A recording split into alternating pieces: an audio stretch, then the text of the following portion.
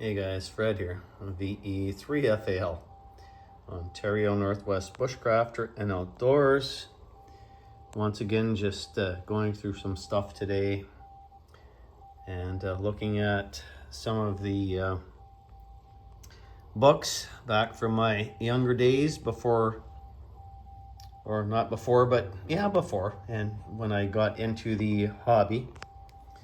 And some of the magazines that we could buy and look at, and you'd look at and drool over some of these radios. I did have the 210X with the entire base power supply and everything at one time as well, and Nikon 735 when I got started.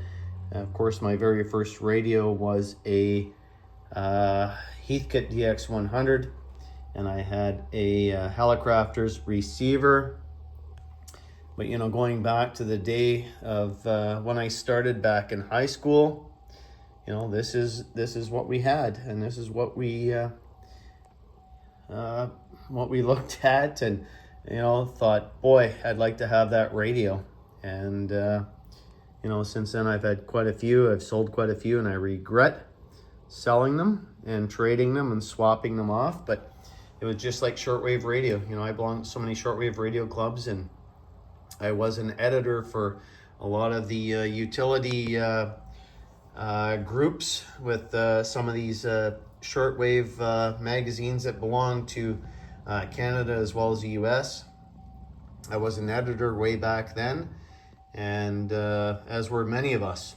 Don't get me wrong, but you start looking back and you start going through some of these old magazines, and I have CQ magazines all the way back to 1940. 45 for sure, and then some. So I've collected. So when you start looking at the stuff, this nostalgia in front of you, you often wonder, wow, where did time go? So here we are, 1979, $1.75.